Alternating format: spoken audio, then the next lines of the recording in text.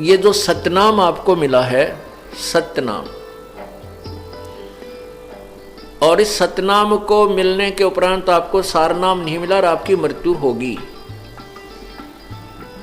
आपको न जाने कितने जन्म मनुष्य के मिल जाएंगे, मोक्ष नहीं है, मनुष्य के जन्म मिलेंगे, अच्छे से अच्छे जन्म मिलेंगे।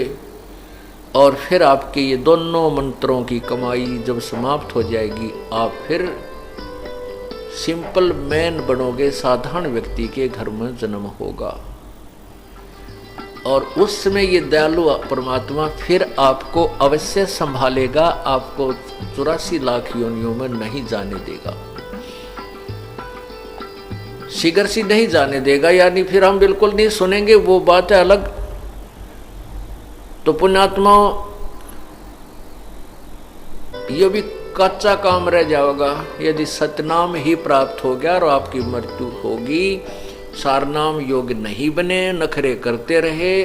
अब क्या देखता है ये दास, नाम ले गया था जी पिछला महीने और नाम खंडित हो गया, पहला नाम लिया था दोबारा लूंगा। अच्छा भाई, क्योंकि पहले मंत्र वाला तो गलती कर सकता है, क्योंकि वो तो एकदम नया बच्चा होता है, पहली कक्षा का बालक होता है, हो जाता है खंड। लेकिन नहीं होना चाहिए, कोशिश करे कि जो काम करने लग गया उसको पूरा ही किया जाना चाहिए। तो फिर दोबारा उपदेश ले लेता है, फिर 4 महीने के बाद उसको सतनाम भी प्राप्त हो जाता है। सतनाम लेने के बाद फिर 6 महीने के बाद फिर कह जी नाम खंडित हो गया मेरा, तो ऐसा हो गया वैसा हो गया। अच्छा भाई, 1-2 साल के बाद फिर कहेगा जी मुझे शंका है, मेरा शायद नाम खंडित हो गया, और करे बिना रहता नहीं, आप गलती अवश्य कर देता है। तो पुण्यात्मा, कोई बात नहीं, अब परमात्मा ने आपको पार करना है। ये अब बैन उठ गया है, कलयुग में ये समय आ गया है कि सभी प्राणी जो इस तत्व ज्ञान को ग्रहण करके इस मार्ग पर लग जाएंगे, सभी पार हो जाएंगे। लेकिन पार होंगे वो जो बार बार ये अपने नाम को खंडित ना होने देंगे। अब क्या देख रहा है ये दास, जिन 10-10 साल नाम लिया न हो गया, तीनों मंत्र प्राप्त हो गए, वह भी नो कह दे मेरा तो नाम खंडित हो गया जी, ऐसे गलती बन गई। तो भाई ये पार होने के लक्षण नहीं है आपके, बहुत सावधान होना पड़ेगा। क्यों? हाँ, इतना है कि परमात्मा दयालु हैं, इन्होंने बहुत ज़्यादा कंसेशन दे दी है कि कोई बात नहीं, इस बूढ़े कलयुग में, इस घोर कलयुग में ये गलती हो ही जाती है। लेकिन आपका जान का समय आ गया और उससे 1 महीने पहले फिर कह दोगे मेरा तो नाम टूट गया, ये कोई बात हुई नहीं। सावधानी बरतो। अगर आदमी 2 वर्ष 3 वर्ष 4 वर्ष के बाद भी दृढ़ नहीं होता है, फिर मोक्ष नहीं हो पाएगा आपका, बहुत सावधानी करनी पड़ेगी। अपरमात्मा कहते समझा है तो सिर दर पाओ, बहुर नहीं ऐसा दाओ। तो पुण्यात्मा, जो ये दास आपको कह रहा है, फिर आपके साथ क्या होगा? जिनको सारनाम भी प्राप्त हो गया है, उन गिल्ला के बनेगी, उनको और कुछ कंसेशन भगवान देगा, लेकिन मोक्ष नहीं होगा। ये मत समझना कि सारनाम मिल गया आप पार हो गए, नहीं, इसकी भी कमाई करनी पड़ेगी, आपने अंतिम श्वास तक करनी पड़ेगी। उसके साथ क्या बनेगा कि आप की मृत्यु होगी, सारनाम की कमाई पूरी बनी नहीं, तो फिर आपको तुरंत ही मनुष्य जन्म मिलेगा। जैसे कुछ भक्त चले गए जिनको सतनाम मिला हुआ था और सारनाम नहीं मिला, उनको भी तुरंत मनुष्य जन्म मिलेगा और इसी क्षेत्र में मिलेगा। हो सकता है जो उनके परिवार ने अगर नाम ले लिया और वो बुढ़ा मर गया, तो उसको हो सकता है उन्हीं के घर में फिर दोबारा जन्म मिल जाएगा तुरंत ही, और वो 2-3 वर्ष का होते ही फिर नाम ले लेगा। अभी तक ये दास यहाँ पर परमात्मा ने छोड़ रखा है, तो उसका मोक्ष अवश्य होगा, क्योंकि फिर उसका नाम खंडित नहीं होगा।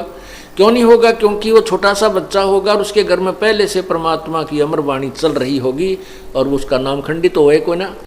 खंडित क्यों नहीं होगा? क्योंकि पहले से ही उस परिवार में वो साधना सुचारू रूप से चल रही होगी और ऐसा समाज बन चुका होगा कि कोई उसमें बाधक बनेगा ही नहीं। पार तो होंगे, लेकिन जन्म बढ़ा लिए।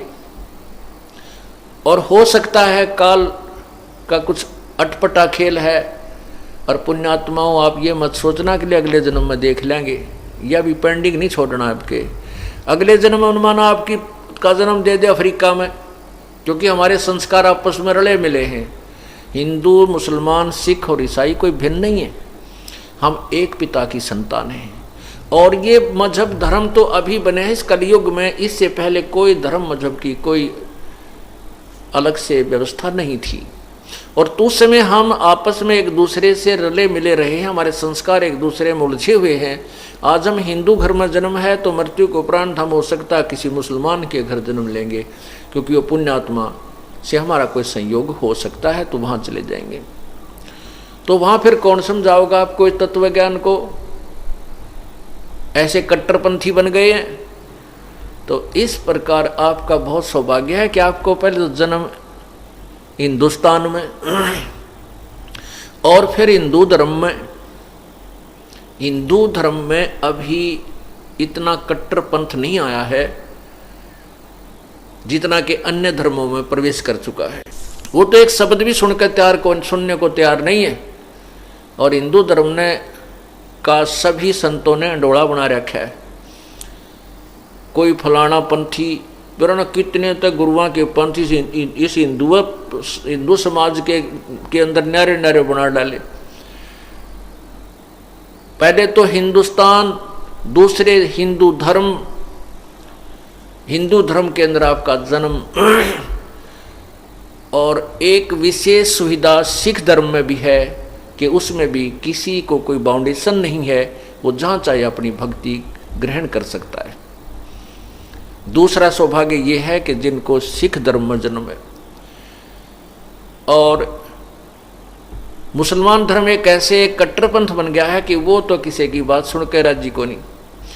हम इसमें आगे ना चल करके वापस आते हैं कि मान लीजिए आपका ये जन्म मनुष्य का भी हो गया और हो गया मुसलमानों में, तो फिर वो आप इस मार्ग को ग्रहण करने से वंचित रह जाओगे, क्योंकि वहाँ की मर्यादाएं बहुत कठिन बना दी गई है। अब क्या होगा कि मान लीजिए जैसे जिसको सारनाम मिल गया है और उसका मोक्ष मृत्यु हो जाती है, पार नहीं हो पाया, तो दूसरा जन्म होगा, मनुष्य का ही होगा। लेकिन ये आवश्यक नहीं है। वैसे तो कृपा है परमात्मा की, आपके संस्कार वो चेंज वेंज करके यही भी कर सकता है। हो सकता है, मतलब एक ऑप्शन मान कर चलो, एक ज़्यादा इस चीज़ को विचार करके चलो कि हो सकता है आपका कितना दूसरे अरब कंट्रीज में हो गया। पहले तो वहाँ इस ज्ञान की छीट भी ना लगने दे, युकाल वहाँ तक पहुँचने भी ना दे इस ज्ञान को। और फिर वहाँ आप मनमाने कोई देश के राष्ट्रपति बन जाओ, फिर अपने भक्ति की आवश्यकता है कोई ना, वहीं अपने उन जो भी वहाँ की साधना उसी में लीन रहोगे और ये सोचोगे कि इसी साधना से मुझे ये मौज हो रही है। नहीं, वो साधना न्यारी है जिससे आपकी